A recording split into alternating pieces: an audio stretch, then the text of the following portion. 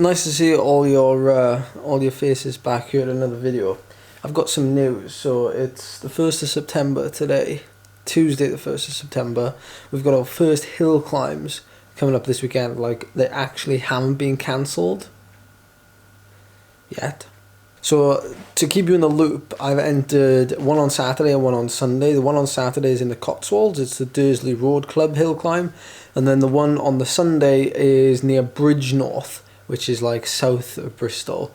Both hill climbs roughly the same length. I think 4 and a bit minutes, just over 4 minutes is the course record set by Andrew Feather. Surprise, surprise.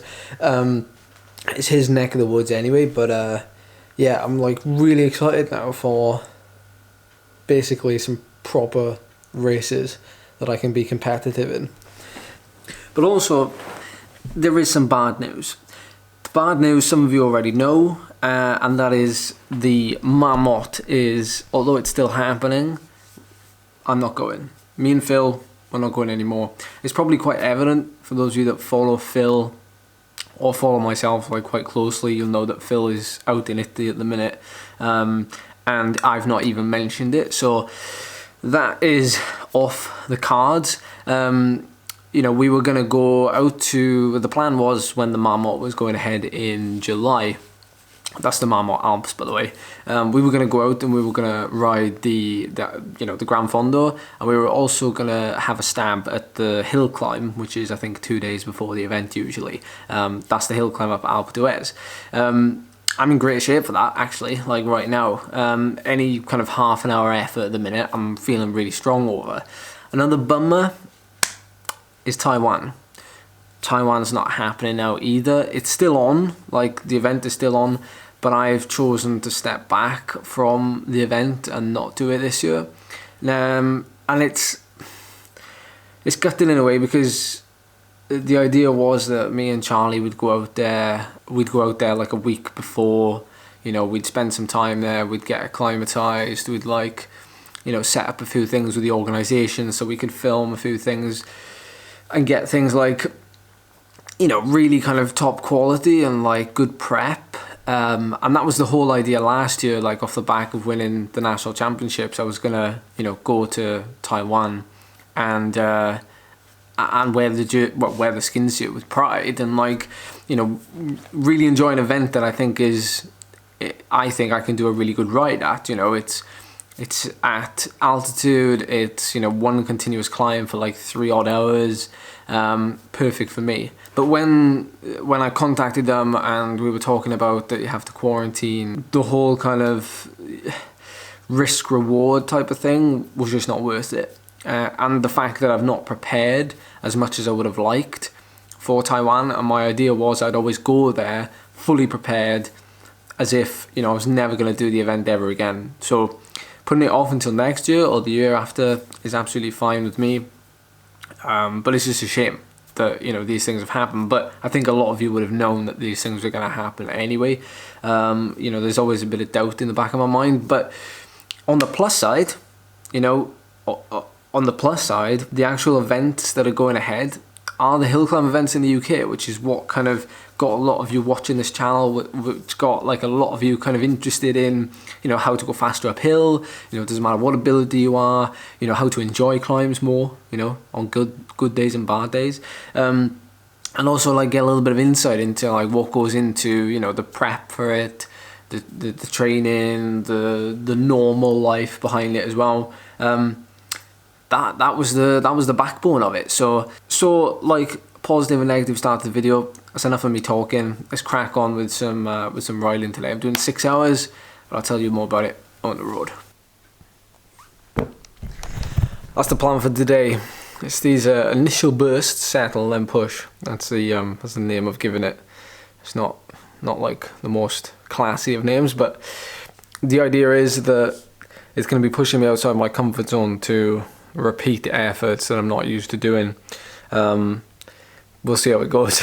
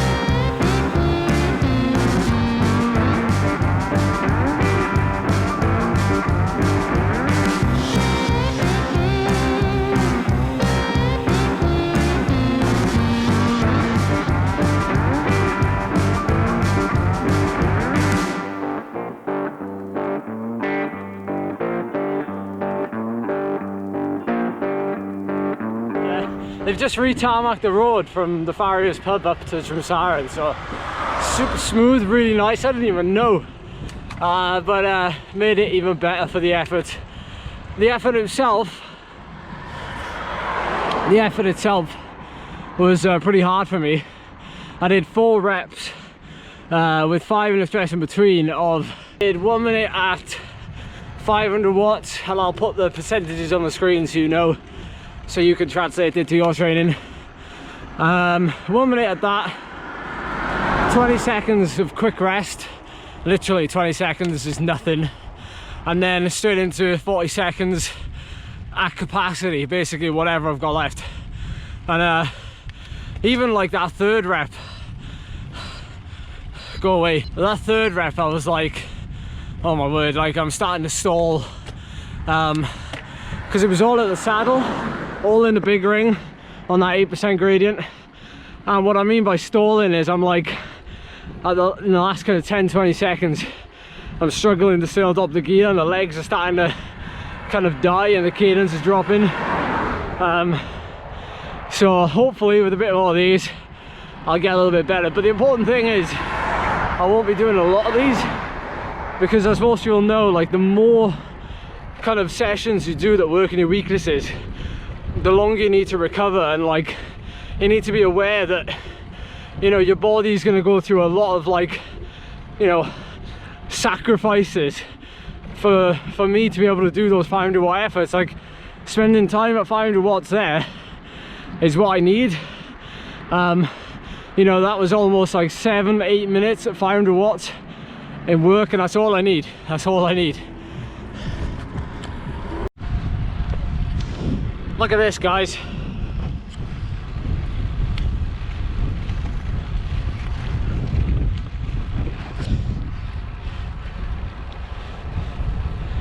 Even over my jersey, they're like baggy and sliding down. That's been like my problem for years.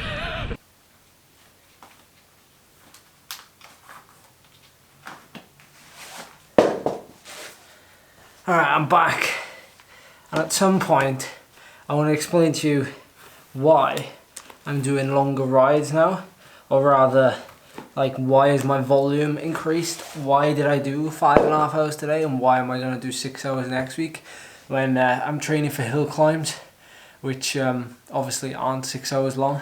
That'll be a future video, stay tuned for that one. Cheers.